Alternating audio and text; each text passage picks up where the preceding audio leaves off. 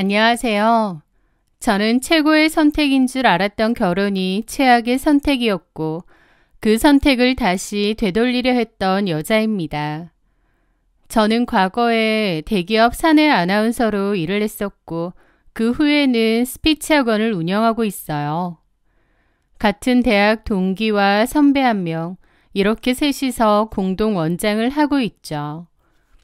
어느 정도 나이도 차고 주변에 결혼 준비하는 사람들이 많아지면서 저도 좋은 남자 만나서 가정을 꾸리고 싶더라고요. 그래서 그맘때 선이나 소개팅도 꽤 봤던 것 같은데 딱히 마음에 드는 사람이 없었습니다. 조건 등은 둘째치고 이 사람이구나 싶은 그런 감정이 잘 없더라고요. 그러다가 그 남자를 만나게 되었습니다. 대학교 선배가 소개해준 남자였는데 그 선배가 그러더군요. 능력, 외모, 매너 뭐 하나 빠지는 게 없는 사람이야. 너랑 정말 잘 어울릴 것 같아. 라며 꼭 한번 만나보라고 했습니다.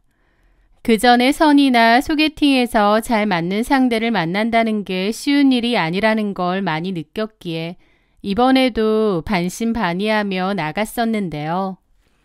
저는 거기서 첫눈에 그에게 호감을 느끼게 되었습니다. 그 지인의 말처럼 외모, 매너도 너무 괜찮았고 직업도 좋더라고요.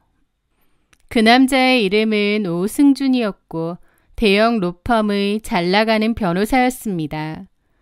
업계에서도 촉망받는 인재였고 로펌에서도 밀어주는 대표 변호사였죠. 그 남자는 흔히 말하는 개천에서 난 용이라고 본인을 표현하더라고요. 어려운 환경에서 자랐지만 피나는 노력으로 명문대 로스쿨을 졸업하고 변호사까지 되었다면서요. 그 남자는 누구나 호감을 가질 만한 그런 좋은 조건의 사람이긴 했습니다. 그런데 아무리 조건이 완벽해도 이성적인 끌림이 없는 경우도 많은데 그 남자와 대화를 나누다 보니 설렘과 긴장감이 느껴질 정도로 이성적으로 매력적인 사람이기도 했습니다.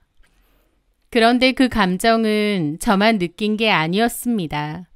그 역시도 저에게 첫눈에 반했다고 했거든요. 자기가 그토록 찾아다닌 운명의 반쪽이 저라고까지 했죠. 그는 소개팅 후에도 저에게 적극적인 모습을 보이며 대시를 했습니다.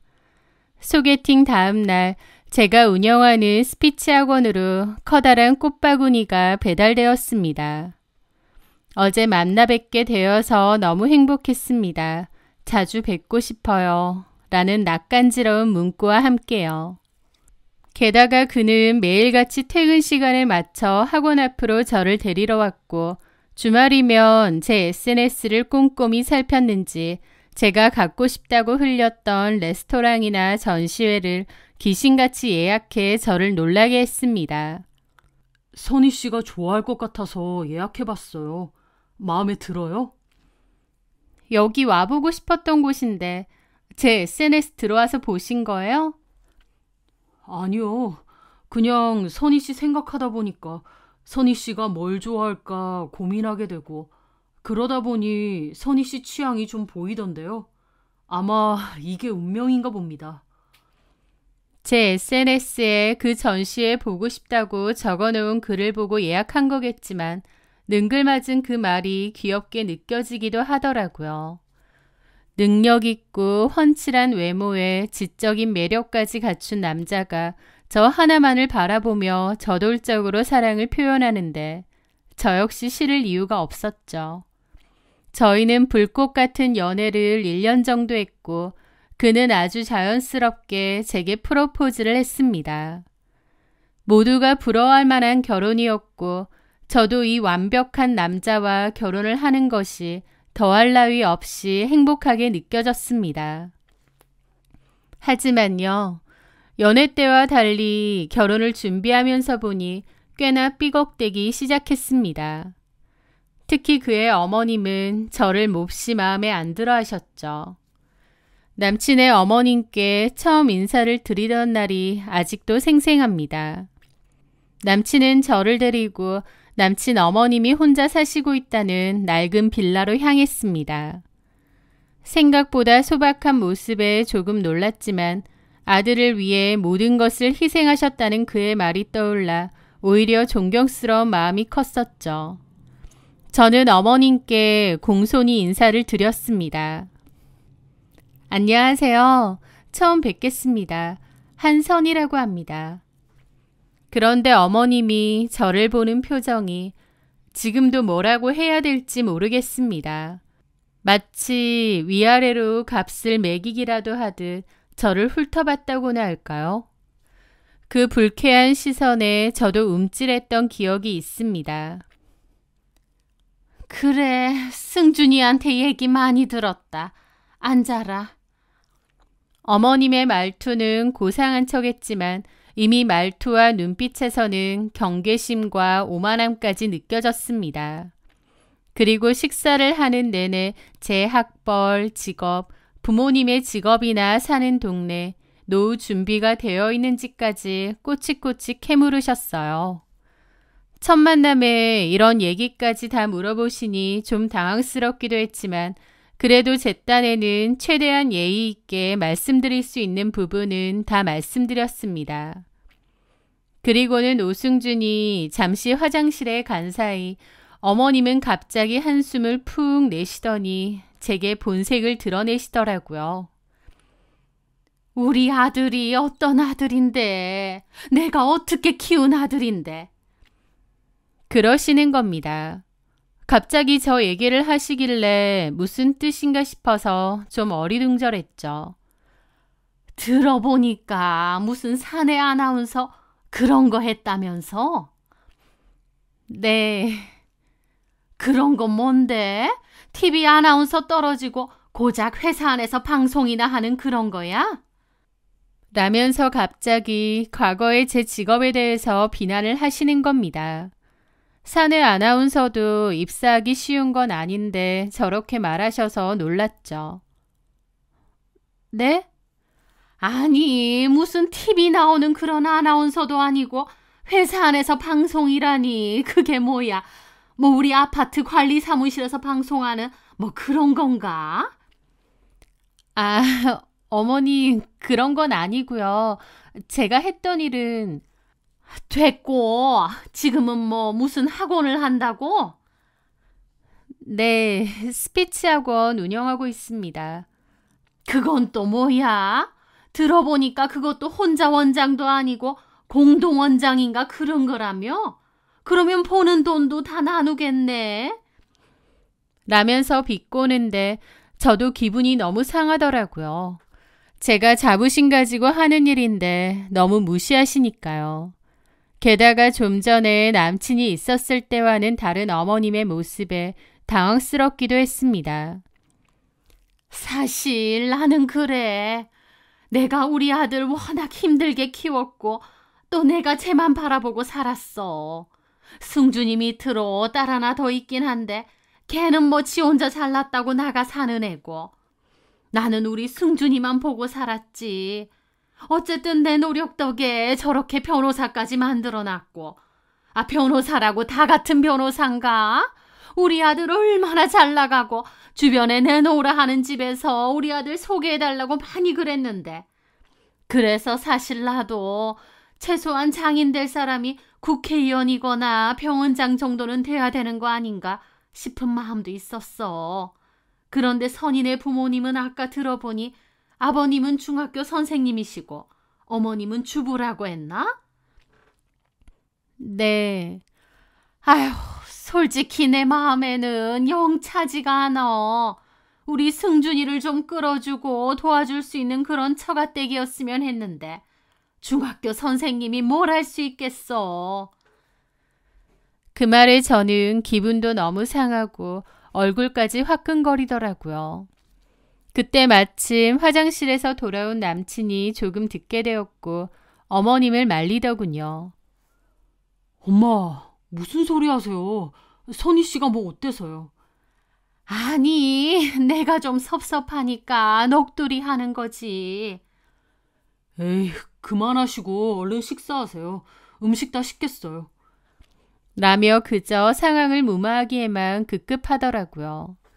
사실 그때라도 남친과 어머님의 모습을 파악해서 그 결혼 준비를 멈췄어야 했는데 어리석게도 그때의 저는 그러지 못했습니다. 분명 뭔가 이상하다는 걸 알면서도 또 충분히 기분 나빠해하는 상황임에도 애써 모른 척 아무렇지도 않은 척 덮고 그 결혼을 그대로 감행했거든요. 어머님이 제 조건을 상당히 마음에 안 들어 하신다는 걸 알았지만 결혼하면 나아지겠지 하면서 어리석고도 순진한 기대를 품었으니까요. 게다가 저 때는 저렇게 말하셨지만 그 후에 몇 번 더 찾아뵀을 때는 그리 무례한 모습은 보이지 않으셨습니다.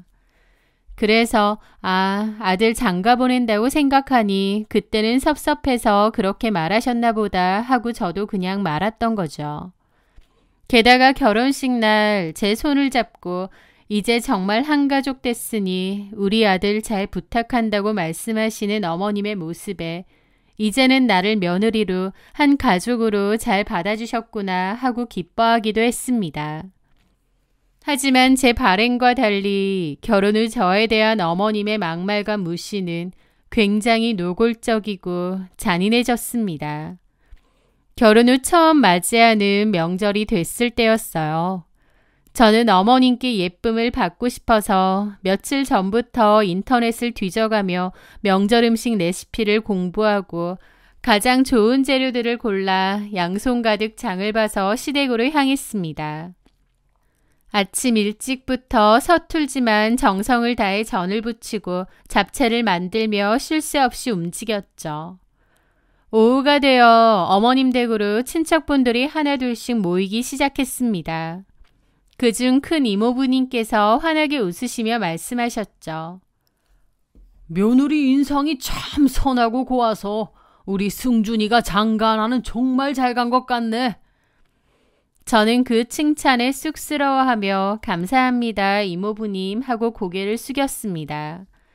그런데 바로 그 순간 제 옆에서 과도를 들고 과일을 깎으시던 어머님이 싸늘하고 날카로운 목소리로 그러시는 거예요. 참하긴 뭐가 참해요. 속에 불려시가 들었으니 내 아들을 얼씨구나 채갔지.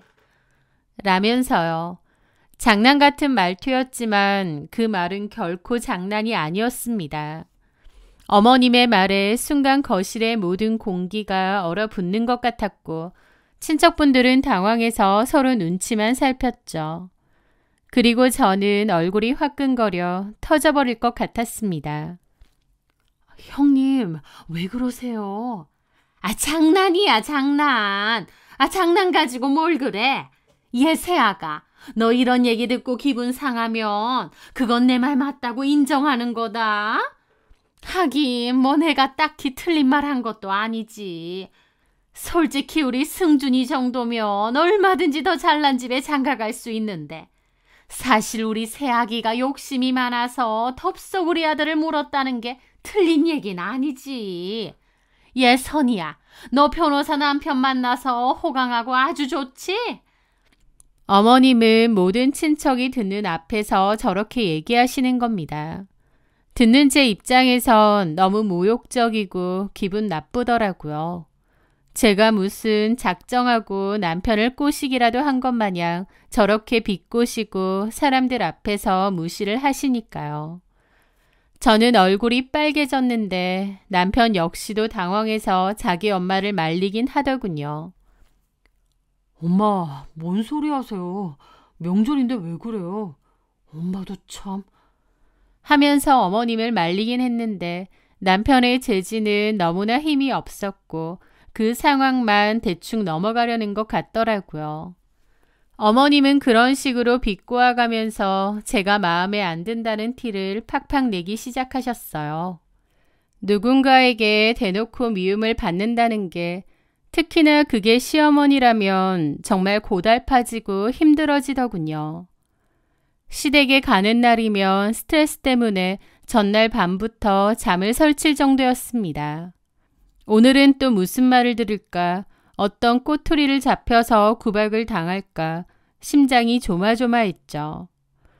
남편은 제가 상처받고 스트레스 받는다는 걸 알면서도 항상 똑같은 말을 반복했습니다.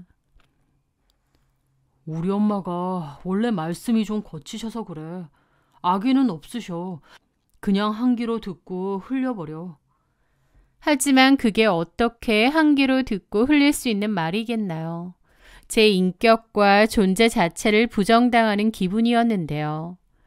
저는 그렇게 결혼 생활 내내 상처와 모멸감을 수도 없이 느껴야 했습니다. 그리고 결혼 생활의 문제는 단순히 어머님의 미움과 구박뿐만이 아니었습니다. 어머님은 아들을 변호사로 만든 후 그동안 억눌려왔던 것에 대한 보상심리라도 폭발한 건지 모르겠는데요. 언젠가부터 도박이나 사기에 가까운 투자에 눈이 멀기 시작하셨거든요. 사실 저의 결혼 생활의 불행은 거기서부터 본격적으로 시작된 것 같기도 합니다. 어느 날 어머님께서는 잔뜩 흥분된 목소리로 저희 신혼집에 들이닥치셨습니다.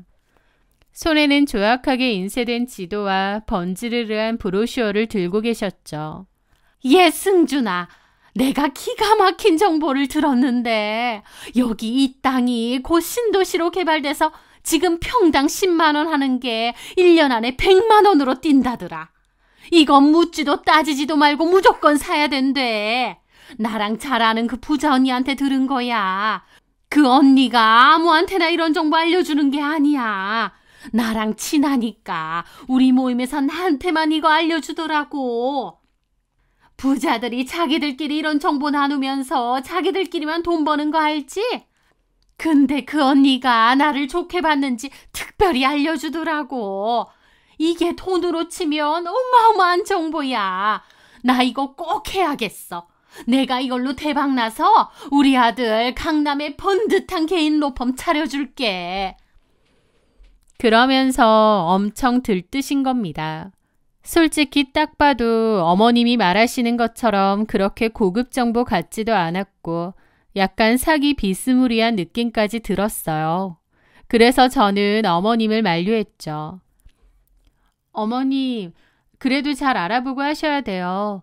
등기부 등본이나 토지 이용 계획원 같은 서류는 다 확인해 보셨어요? 요즘 이런 걸로 사기치는 사람들 정말 많다고 하던데요. 그런데 어머님은 제 말에 저를 한심하다는 듯이 쳐다보시더라고요. 예, 너 어디 앞에서 똑똑한 척이야. 네가 똑똑해봤자 내 아들보다 똑똑해? 네가 변호사야? 아니면 부동산 임대업자야? 그리고 내가 우리 아들 키우면서 산전수전 공중전까지 다 겪은 사람인데 내가 그런 사기꾼들한테 호락호락 당할 것 같아? 내가 그렇게 순진하고 멍청해 보이니? 아니요, 어머님. 제 말은 그런 뜻이 아니라. 네가 뭘 안다고 여기에다 입을 대? 사기라니. 내가 사기나 당할 사람처럼 보이냐고. 하면서 노발대발 하시더라고요. 그런 반응에 저는 더 이상 아무 말도 못했죠. 아무것도 모르면 넌 그냥 빠져있어. 예, 승준아. 너는 엄마 믿지? 엄마가 네 이름으로 계약금까지 걸어놨다. 그런데 남편까지도 어머님의 행동에 별로 제지를 안 하는 겁니다. 네, 엄마. 엄마가 알아서 하세요. 엄마가 저 때문에 평생 고생하셨는데 엄마가 그렇게 하고 싶으시면 그렇게 하세요. 선이야, 엄마가 하시는 일에 토달지 마. 엄마가 다 생각이 있으시겠지. 그렇게 말하는 겁니다. 이 집 안에서는 그 어떤 상식이나 이성적인 판단도 통하지 않는다는 것을 깨달았습니다. 남편에게 엄마의 결정은 곧 법이고 진리였거든요. 남편은 밖에서는 유능하고 똑똑한 변호사일지 모르지만 어머님에 관해서는 좀 심하리만치 의존적인 모습이 많았습니다. 그리고 그 결과는 불보듯 뻔했습니다. 처음 한두 달간 어머니는 굉장히 호언장담하셨어요. 예, 그 소식 들었니? 그 근처에 대형 쇼핑몰이 들어온다고 하던데 이제 우리 땅값 오르는 건 정말 시간 문제라고 하더라. 너희는 나한테 고맙다고 매일 절이라도 해야 될 거다. 저는 불안한 마음에 관련 뉴스를 찾아봤지만 아무리 찾아도 그런 내용은 없었습니다. 어머님은 대박의 꿈에 완전히 사로잡혀 그 지인분이 하는 말은 고지곳대로 다 믿으셨거든요. 하지만 약속했던 시간이 지나도 그 땅값은 오를 기미조차 보이지 않았고 연락을 주겠다던 개발사에서도 아무런 소식이 없었습니다. 불안해진 어머님은 그 개발사의 김 부장이라는 사람에게 전화를 걸기 시작했습니다. 어머님의 그 부자라는 지인분이 소개해준 사람이었죠. 계속 연락이 안 되자 어머님도 좀 초조해 보이시더라고요. 아니, 이 사람이 왜 갑자기 전화를 안 받아? 그렇게 바쁜가? 불길한 예감에 휩싸인 시어머니는 결국 참지 못하고 계약서에 적힌 개발사의 주소로 찾아갔습니다. 남편도 불안한 마음에 그날은 회사에 연차까지 내고 어머니를 모시고 갔다고 하더군요.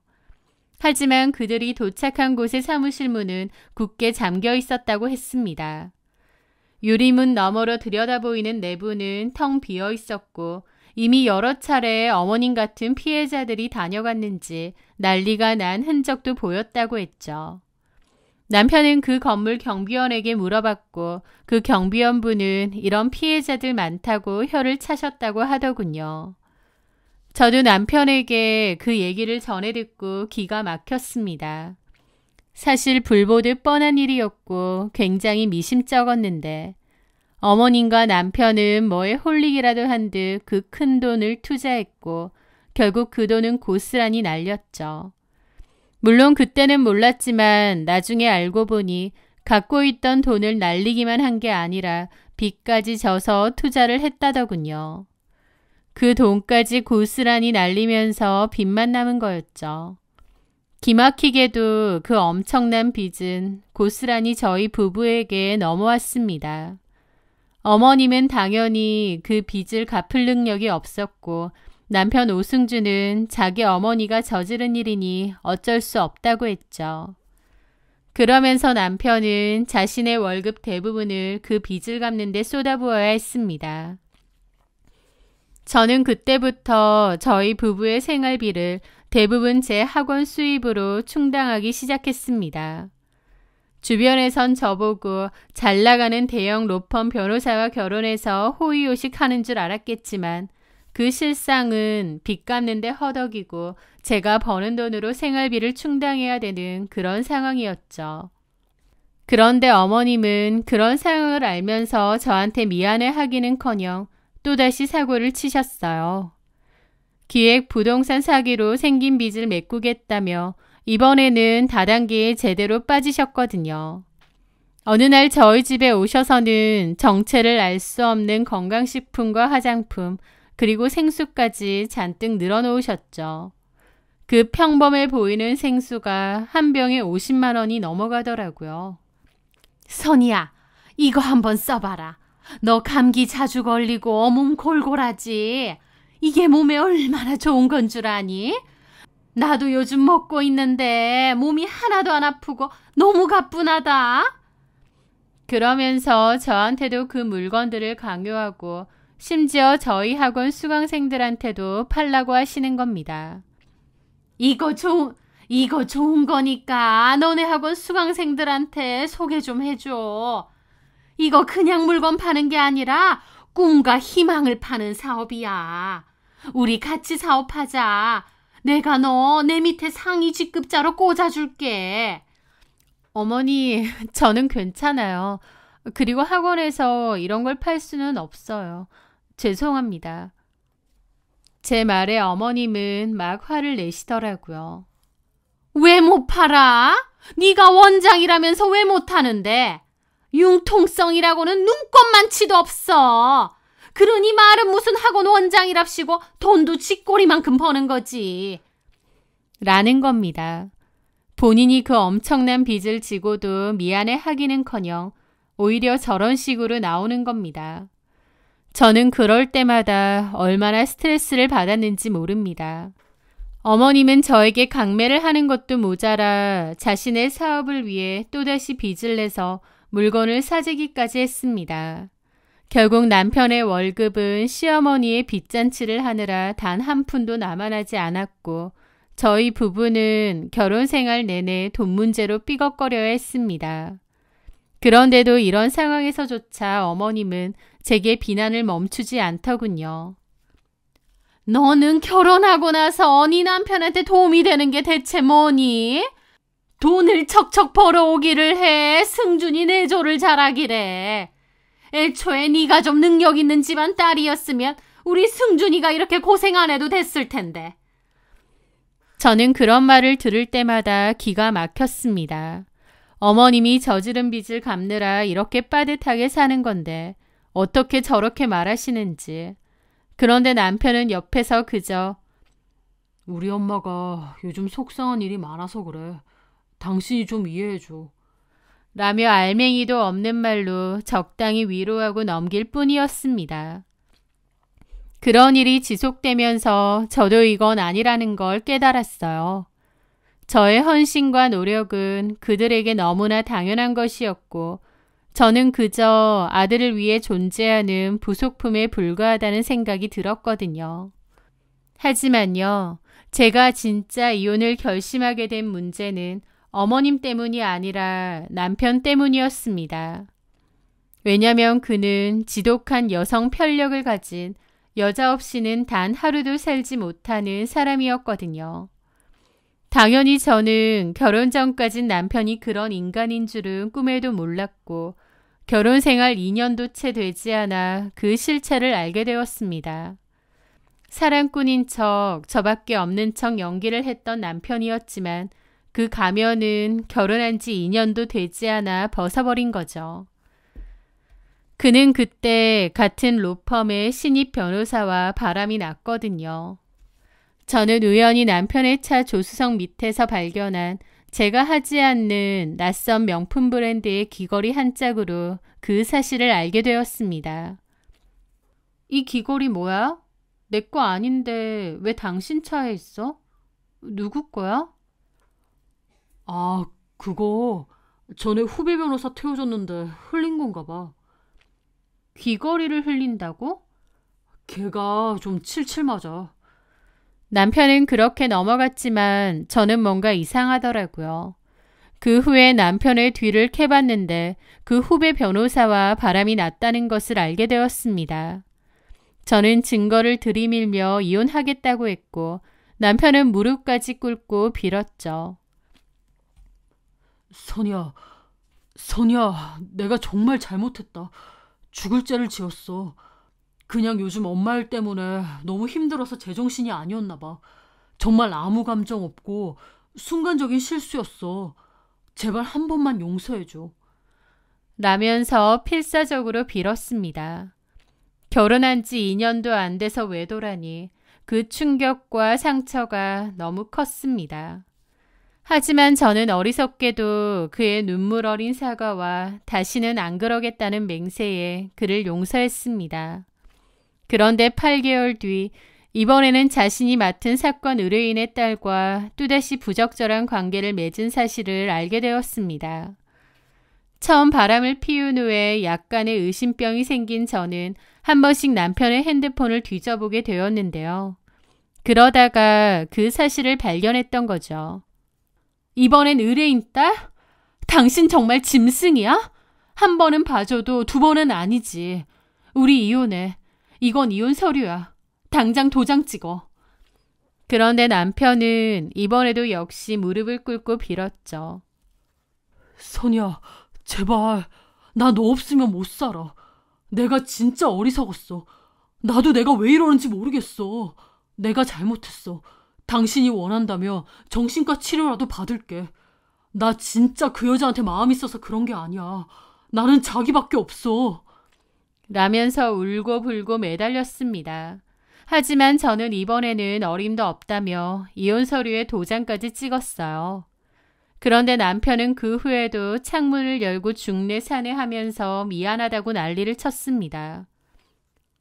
자기가 없으면 난 아무것도 아니야. 자기 없으면 나 그냥 여기서 뛰어내릴게. 라며 생쇼를 벌였습니다. 지금 생각해보면 어이가 없는 짓이었지만 그때의 저는 또다시 마음이 약해져서 이혼 서류를 제 손으로 찢었습니다. 그때의 제가 왜 그랬는지 지금도 이해가 잘 안 됩니다. 어쩌면 제 손으로 남편을 바꿀 수 있을 거라고 착각했던 것 같기도 하고 또 어쩌면 변호사 사모님이라는 그 헐밖에 없는 타이틀과 남들의 부러워하는 시선 때문에 그 썩은 동아줄을 놓지 못했던 제 욕심과 어리석음도 있었을 겁니다. 그렇게 저는 속빈 강정인 그 결혼 생활을 유지했고 그러다가 아이를 가졌습니다. 아이가 생기면 남편도 어머님도 달라질 거라는 여전한 착각을 했었죠. 남편은 아이가 태어난 후 잠시 가정에 충실한 듯 보였지만 결국 그 지긋지긋한 버릇은 고쳐지지 않았습니다. 이번에는 골프 동호회나 와인 모임 등에서 만난 여자들과 하룻밤을 보냈다는 것을 알게 되었거든요. 남편의 핸드폰에서 차마 눈뜨고 볼 수 없는 수많은 증거를 발견한 저는 그제야 완전히 깨달았습니다. 남편의 바람기가 절대 고칠 수 없는 고질병이라는 것을요. 이혼밖에는 답이 없구나 라는 것을 알면서도 아이가 생겼기 때문에 더 이혼이 힘들어졌다는 걸 깨닫게 되었죠. 이런 답답한 제 속마음을 유일하게 털어놓은 사람은 다름 아닌 신우이였습니다. 신우는 오빠 때문에 화가가 되고 싶었던 꿈을 포기하고 공무원으로 일하고 있는데요. 어렸을 때부터 오빠와 엄마에게 받은 상처가 많은 탓인지 성인이 되고부터는 꼭 필요한 일 말고는 엄마 오빠와 왕래를 거의 안 하고 산다더라고요. 그런데 저랑은 성격이 잘 맞아서 신우 올케 관계가 아니라 그냥 친한 언니 동생 사이처럼 잘 지냈거든요. 그리고 유일하게 이 집안에서 제 편이 되어주기도 했고요. 저는 신우에게 전화를 걸어 엉엉 울며 모든 것을 털어놓았습니다. 나 이제 정말 더는 못 살겠어. 승준 씨 또 바람피워. 이번엔 셀 수도 없이 많아. 언니 울지 마세요. 우리 엄마랑 오빠 그런 사람들인 거 알잖아요. 그 사람들은 절대 변하지 않아요. 더 이상 언니만 상처받지 말고 언니 인생을 먼저 생각해요. 저도 뭐든 도울게요. 그녀의 응원에 힘입어 저는 결국 미루고 미뤘던 이혼을 결심하게 되었습니다. 그렇게 이혼을 결심하게 됐을 때쯤 저에게는 아주 기막힌 일이 터졌습니다. 백화점에 필요한 게 있어서 사러 갔다가 어머님이 한 젊은 여자와 다정하게 팔짱을 끼고 가는 모습을 목격했거든요. 어머님은 저를 못 봤지만 저는 분명 어머님을 보았습니다. 그리고 그 여자가 어머님이라 부르는 것도 듣게 되었죠. 저는 놀라서 그들을 몰래 따라갔고 그들은 한 카페 안으로 들어가더라고요. 저는 몰래 그 광경을 지켜봤는데 잠시 후 남편까지 그 자리에 합류했습니다. 그 여자는 남편 얼굴에 붙은 눈썹을 떼어주고 팔짱을 끼고 너무나도 다정해 보이더라고요. 아, 이번엔 저 여자랑 또 바람을 피는구나 깨닫게 되었죠. 게다가 그 앞에는 어머님까지. 세 사람은 누가 봐도 영락없는 한 가족처럼 보였습니다. 뻔히 며느리인 제가 있는데 아무렇지 않게 남편의 상간녀를 같이 만나고 있는 어머님. 그리고 제 앞에선 잘못했다며 빌면서도 뒤에서는 끊임없이 바람을 피는 남편. 그들의 웃음소리에 제 심장은 싸늘하게 식었죠. 저는 떨리는 손으로 그들의 사진을 찍고 그 여자의 뒤를 캐보게 되었습니다. 그리고 그 상간녀가 유명 건축가의 딸이자 갤러리 큐레이터로 일한다는 것을 알게 되었어요. 저는 그 여자에게 연락을 했습니다. 나는 오승준의 와이프다라는 것을 밝히고 만났는데 자리에 나온 그 여자는 오히려 뻔뻔하게 나오더군요. 어머님한테 얘기 많이 들었어요. 사실 어머님이 그쪽 마음에 안 들어 하신다면서요? 저한테 며느리 했으면 좋겠다고 자주 그러시더라고요. 사실 저는 미혼이고 승준 씨는 그쪽하고 이혼하면 이혼남이라 제 손해긴 한데 그래도 승준 씨가 워낙 매력적인 사람이잖아요. 그리고 저희 집도 승준 씨한테 개인 로펌 하나 차려줄 능력 충분히 되고요. 누가 봐도 저랑 더 잘 어울리는 사람 같아요. 그 여자는 아주 뻔뻔하고도 당당하게 말하더라고요. 저는 주머니 속에서 녹음을 하면서 그 여자에게 물었습니다. 참 뻔뻔하네요. 유부남인 거 알고도 만났다는 말을 본인 입으로 하는 거죠. 어차피 곧 이혼할 거 아닌가요? 그때 승준 씨한테 들어보니 이혼 서류 도장도 찍었다고 하던데. 그 서류 오승준이 직접 찢었거든요. 저랑 절대 이혼 못한다고. 글쎄요. 아닐 텐데. 승준 씨도 저랑 다시 시작하고 싶어요. 특히 그쪽하고 어머님하고 사이가 별로라는데 어머님은 저를 너무 좋아하시고 당장 이혼하고 저랑 재혼했으면 하세요. 라면서 자랑처럼 말하는데 어이가 없어 웃음이 났습니다. 저는 속으로 경멸 가득한 비웃음을 흘리며 그 여자와의 대화 내용을 전부 녹음했습니다. 그리고 자리에서 일어나서 말했죠. 그래요. 갖고 싶어서 똥인지 된장인지 상관없이 내 남편 갖고 싶다는데 실컷 가져요. 줄 테니까. 오승준 와이프 자리도 며느리 자리도 다 줄게요. 어머님이 그렇게 좋아한다고요? 좋겠네요. 어머님 사랑 실컷 받고 오승준하고도 영원히 백년해로 하길 바래요. 저는 그렇게 말한 뒤 그 자리를 벗어났습니다. 그리고 곧바로 그 여자를 상대로 상간소송에 들어갔습니다. 남편에게도 이혼소송 및 상간소송을 시작했고요. 남편은 그 와중에도 이혼을 거부했는데 이해가 안 되더라고요. 그렇게 밥 먹듯이 바람을 피고 어머님이랑 같이 상간녀랑 만나서 하하호호 하면서도 저랑은 이혼 못한다고 저러고 있는 게요. 지금 돌이켜보면 저에 대한 소유욕이 아니었나 싶습니다. 본인은 밖에서 할 거 다 하고 다니면서도 저는 자기 와이프로 있어주길 바라는 소유욕이요. 어쨌든 저는 단호했습니다. 짐 싸서 친정으로 들어갔고 이혼 소송을 시작했죠. 남편의 상습적인 외도와 시어머니의 방조 등을 이혼 사유로 주장했습니다. 워낙 증거가 많았기에 제 승소는 어렵지 않았어요. 그리고 저는 그동안의 재정적 기여도를 인정받아 소송에서 완벽하게 승소했습니다. 제가 원하는 만큼의 재산 분할 및 남편과 상간녀 측으로부터 위자료도 받아낼 수 있었죠. 양육권도 무사히 받아내게 되고요. 그렇게 이혼을 하고 나서 돌아보니 내가 그동안 참 어리석은 결혼 생활을 했었구나. 거기서 헤어나오지 못했구나 깨달아지더라고요. 이혼을 하고 나서 얼마나 속편하게 잠을 잤는지 모릅니다. 이렇게 속편할 것을 그동안 뭐 때문에 참았을까 싶을 정도였죠. 그렇게 저는 친정 부모님의 도움으로 아이를 키우며 학원 운영도 열심히 하면서 1년 반 정도 지났을 무렵이었습니다. 남편과의 인연은 끝이 났지만 신우하고는 이따금씩 안부 정도는 묻고 지냈는데요. 신우도 자기 엄마나 오빠랑 그렇게 자주 왕래를 하는 편은 아니었습니다. 그러다가 신우에게서 전 남편의 근황을 전해 듣게 되었죠. 전 남편은 저랑 이혼하고 바로 상간녀와 재혼을 했다더군요. 그때 보니까 그 상간녀가 엄청 적극적이던데 바로 재혼을 했던 것 같았습니다. 하지만 집어릇 개주겠나요? 남편의 여성 편력도 그대로였을 거고 어머님의 돈 사고 치는 것도 그대로였겠죠. 아니, 더 심해진 것 같았습니다. 남편은 그 상간녀와 재혼한 지 얼마 지나지도 않아서 유부녀인 자신의 의뢰인과 또다시 바람을 피웠다더군요. 그러다가 그 유부녀 남편에게 걸렸다고 하고요.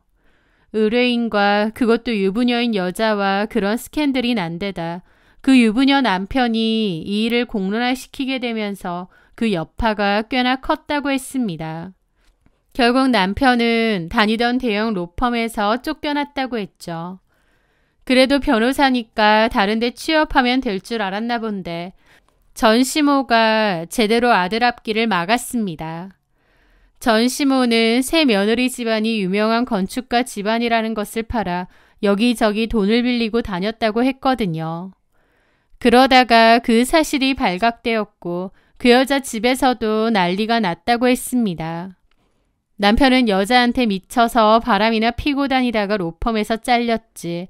그 시어머니라는 작자는 본인과 본인 아버지 이름 팔고 다니면서 돈 사고 치고 다니지. 그 상간녀도 제대로 똥밟았구나 뼈저리게 깨달았겠죠.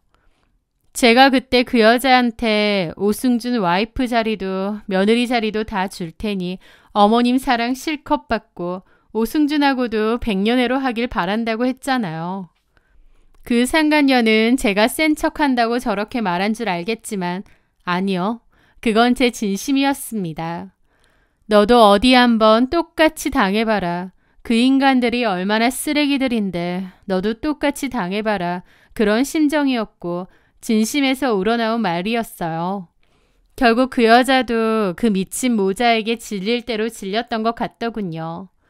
그 상간녀의 아버지는 사위의 문란한 사생활과 사기꾼 기질이 있는 그의 모친에 대해 알게 된 후 법조계와 건설업계에 있는 자신의 모든 인맥을 동원하여 전 남편을 업계에서 완전히 매장시켜버렸다고 하더군요. 어떤 로펌도 어떤 기업도 그를 받아주지 않았고 그는 결국 변호사 자격증 하나만 남은 빈털터리가 되었다고 했습니다. 변두리에서 근근히 사무실 하나를 차렸다곤 하던데 손님도 없고 완전 초라하다고 하더라고요. 그리고 그 상간녀 역시 오승준에게 이혼소송을 걸었고 위자료 소송까지 제대로 걸었다고 했습니다.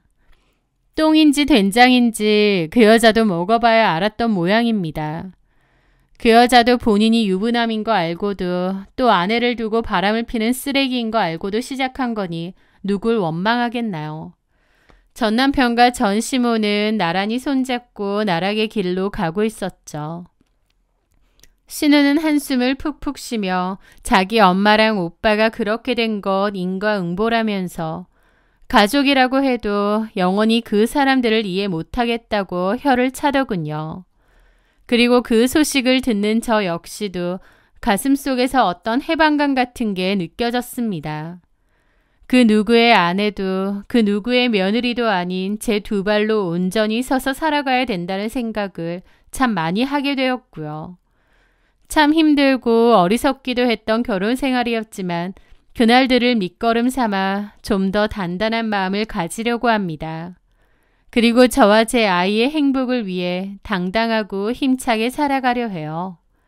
저의 긴 이야기 들어주셔서 감사합니다.